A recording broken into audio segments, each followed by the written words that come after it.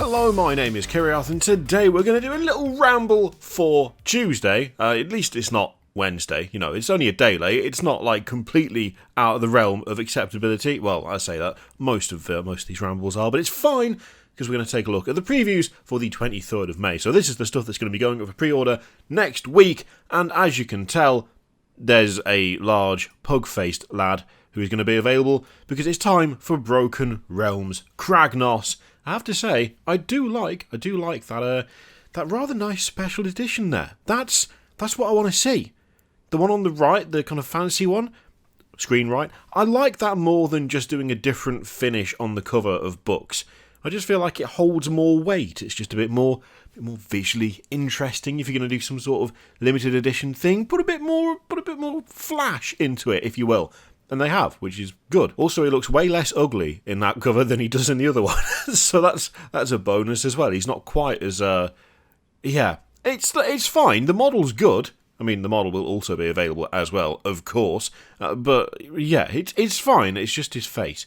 Just his face that doesn't quite do it for me. Still think this is a super solid model overall, though. Good pose, good kind of overall attitude and atmosphere. I still really like the armour, which is very different to anything else that we've really seen for Age of Sigmar. Just kind of makes him stand out as something a bit more ancient and primal and different to what has come before. But he does still have a truly hideous face. Really nice looking shield though, and his big Warhammer thing, again, still really, really solid. I do also think that in this particular case, the old standing on a rock pose, not only totally justified, but also nicely customised as well. The fact that you've got the cracks down the rock, given that this is the god of earthquakes, I like that. That's cool. That's a nice addition. So yeah, there's the usual mix of things where you've got a bunch of war scrolls for different miniatures. By the way, it's a really hefty week for nice looking Age of Sigmar miniatures. Battalions, all of that stuff, and updates for existing battle tomes. I think this is the last bit in this current arc, so to speak, for Age of Sigmar, because then we've got AOS 3.0 with the Dominion box that's going to be unboxed on Saturday, so it'd be fun to have a look at that and see what's in there, because to be honest, I'm kind of quite looking forward to see what they come up with. I want it to be something new and a bit different, but we'll see what happens. So not only do we have Kragnos, we've also got Lord Kroak, and this is still an absolutely solid model. This is one of those months where they're just releasing all of the best things, excluding the Mother of Nightmares, although that one's a bit of a contentious one, but I really like it. It's just a hefty month for really nice looking models. This one falls into that category of one day I will own, mostly to paint, but it can wait. It can wait. It's still super solid though. It looks really, really good. I just think they've just done an exceptional job with this particular model. Generally speaking, the Age of Sigmar stuff is really nicely done 99% of the time, but occasionally you get something that's like properly standout, and this to me is properly standout. I think it's just very clever the way that they've made the throne float with these kind of rings going around the outside. It genuinely looks like it's hovering. The supports, are clearly there, but they're not obviously there. It's just really nicely done. We also have Dexcessa and Synessa, the talent and the voice of Slaanesh, and again, I really like these too. Do you see what I mean about it being a good month if you're into really nice Age of Sigmar miniatures? Because yeah, I mean these two are so creepy and weird, and I still love the interlocking horns on that one. It looks great. Oh, they're so good. They just creep me the hell out in the best possible way. It's what you want. It's what you want from a bit of Slaanesh, I reckon. You want that edge of just, what the hell is this I'm looking at? It doesn't make any sense. Why is it dressed like that? Why is it trying to be alluring when it's got 4 arms and two torsos, and what is even happening with the wings? I don't know, but I don't like it. But I do like it at the same time.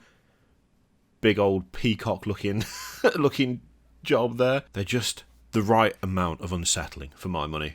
Do like them a lot. And we've also got the Warsong Revenant as well. It's just so much stuff. So many things are coming up in terms of large feature models. You kind of centerpiece stuff. There's just quite a few of them coming out. Again, that still looks pretty solid. Still not a bit like that much of a fan of the little bug on the top there coming out of the egg, but the rest of it I do like a lot. And I'm definitely going to be getting this at some point so that I can integrate it into my undead spooky Sylvaneth tree skelly boy things, because I reckon there's some fun stuff you could do with this. It's already got the cloak and the legs. Maybe make like multiple skeleton torsos coming out where the torso currently is. Like some sort of weird creature that's just growing multiple other creatures out of it. That would be fun. That would be cool.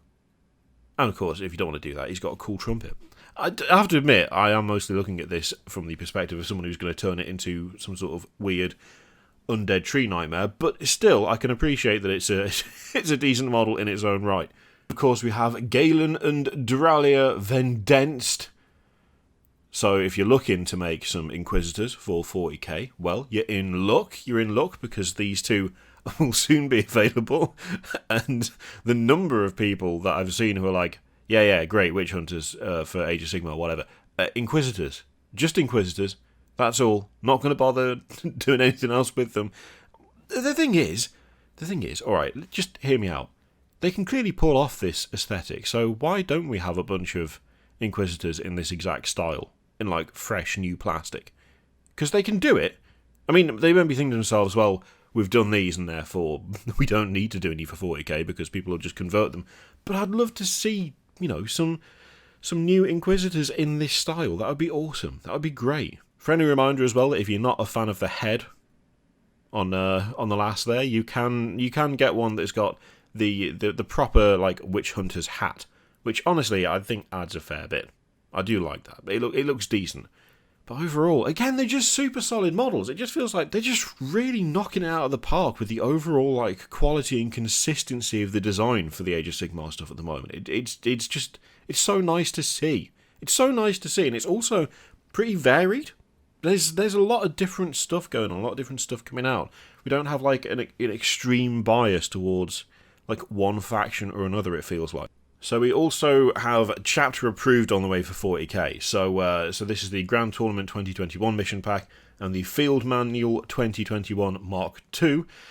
More books. I mean, admittedly, to be honest, if you're doing matched play or like doing tournaments or organising tournaments, you've just got to go for it and get them. But if you're more casual, honestly, I would suggest that whilst there are important updates and changes in the field manual, you can kind of get away without them if you're just playing in a casual setting. Like if you're just having daft games for fun using, for instance, 7 Lehman Russes and a Baneblade, I don't think you need to rush out and grab it because it's absolutely imperative for your force to work. That's honestly something that I don't know that it's 100% necessary unless you are a competitive player. I just don't...